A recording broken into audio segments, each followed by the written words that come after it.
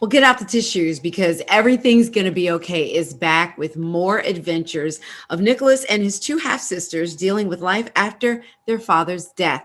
And returning as well is his good natured boyfriend, Alex, played by Adam Faison. Take a look. Maybe we should take the trash out? Interesting pitch. Let's discuss. Please, can we take the trash out?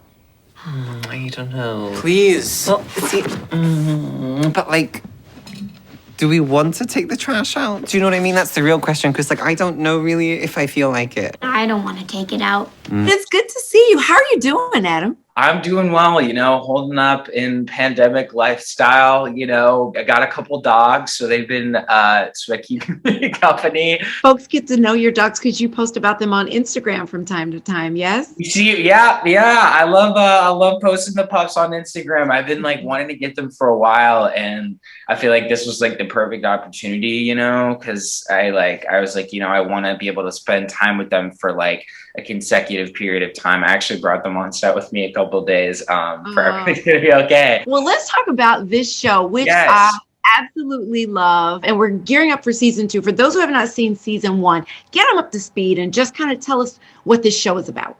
Yeah, so it's about a family, and the father passes away from cancer, and then essentially there's this kid, Nicholas, and he has to come in and be the legal guardian to these two sisters that he has. And then I come in because I'm sort of dating him, and I decide to essentially move in with him, and we kind of raise them together, and we're not very good at it. Fans love it, critics love it, and so much is talked about how inclusive and realistic this show is, especially on topics of autism, sexual identity. As an actor and as a part of this show, do you feel pressure to get it right? I think the reason why I love this show so much and why Josh, I think, is such a great writer is he's I'm not trying to represent everybody in this community. I'm trying to just represent these characters who just so happen to have the identities of these communities, because it's just way too much pressure to, try to lump everybody into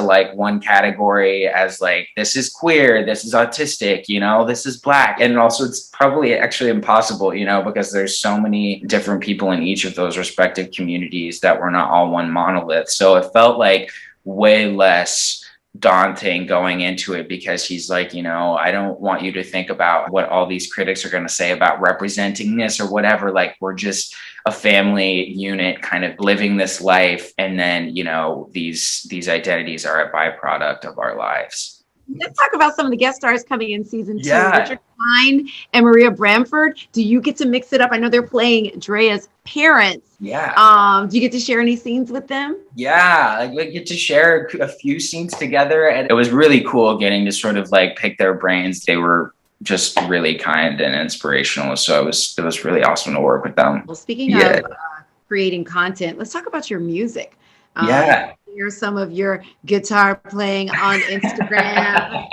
What's going on with that? Are we going to No. Is there an album coming out? What's going on? Doing videos? Oh man, I that's so funny. I do little covers of music because I've been learning guitar and piano because actually for the first season I was maybe gonna do that, and then it ended up getting scrapped and I didn't end up doing it.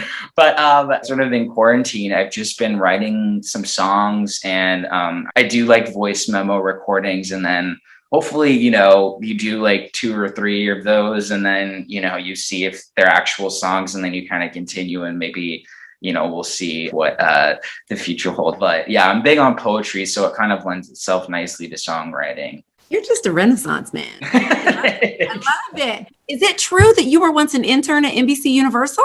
I was. That's when I saw the NBC. I was like, bum, bum, bum.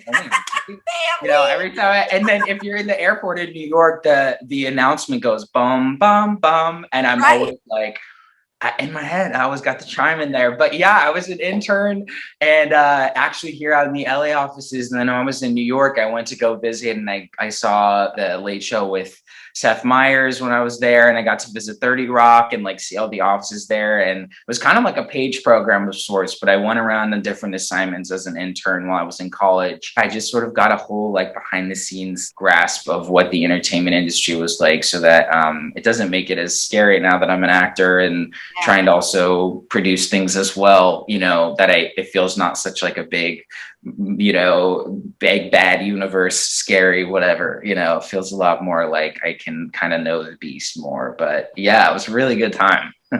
Oh, I love that. I love knowing that. Okay, family, let everybody know that you can catch Everything's Going to Be Okay every Thursday at 10 p.m. on Freeform. Adam, thank you so much. You are a delight. And Thank you, Jackie. I appreciate it.